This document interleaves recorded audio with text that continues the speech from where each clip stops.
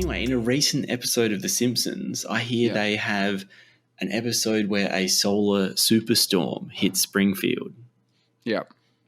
Again, and it results in a complete shutdown. It's a great prediction because I'm actually worried about this.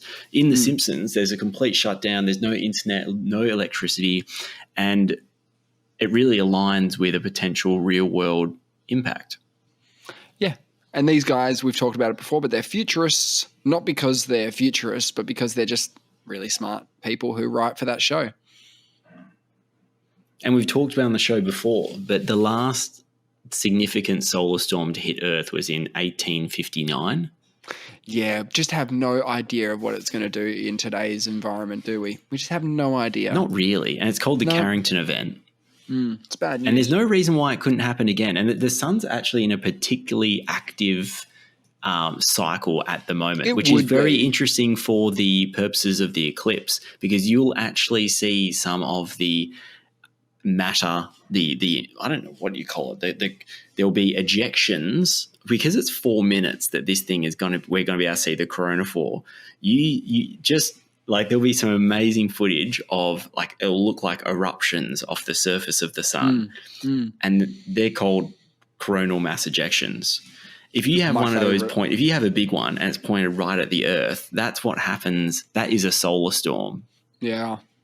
And there's no reason why one as big as the Carrington event, if not, and the Carrington event bigger, knocked out stuff even back then. It caused fires.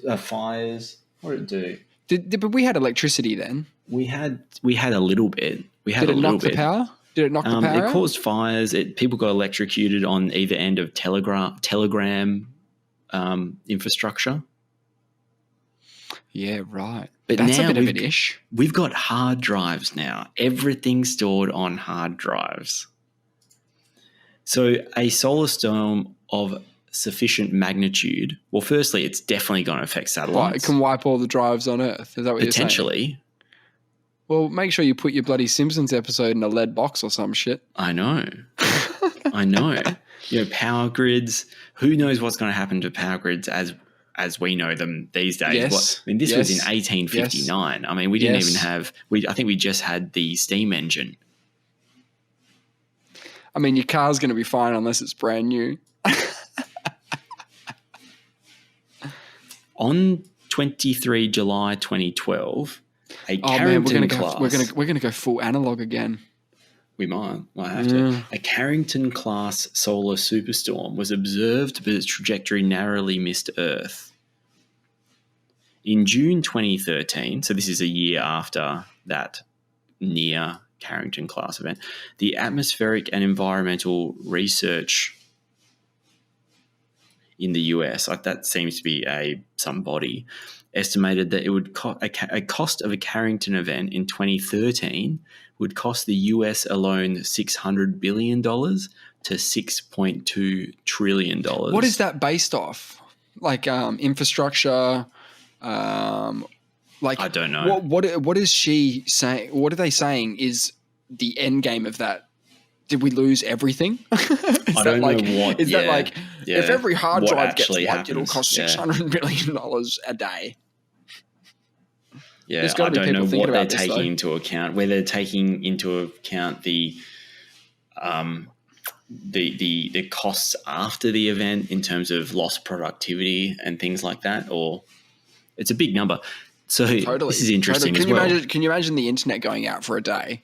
What that would do to the world? Just the internet, something that we didn't even need 20 years ago. Yeah? Yeah?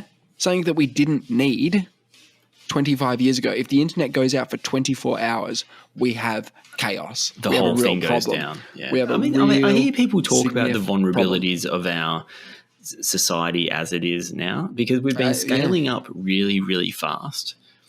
And there's vulnerabilities. So this is very interesting, actually. Researchers have looked at ice cores, and there's signatures of large solar storms have been found for the years 774 and 993. These are the years. A couple of 100 years, then say a 500-year gap. And so I don't know if they I don't know from when they've been looking from, like, yeah, because if they've been looking for 10,000 years and there's only been 2 significant ones, then it would make no sense if they were that close together. That's true. I'm just gonna guess that that we're only talking about the last couple of thousand years. But the data suggests that the 1774 one was 10 times more powerful than the Carrington event. I thought the Carrington event was the 1774 one. No, this is 774. Sorry, 774. Right. And then the Carrington event was 1850 or something. 1859. Yeah. And people didn't know what the fuck was going on with that. That was a mild solar storm by the sound of things, but they call it a Carrington. They sort of use that as, I guess, a measure because we don't have many things to go by. So that's just a Carrington class superstorm. But one that's 10 times. So that figure of June, that's research organization that estimated that a Carrington event, they're basing the cost of a Carrington event in 2013 being 600 billion to 2.6 trillion. A little one. One that's 10 times more powerful.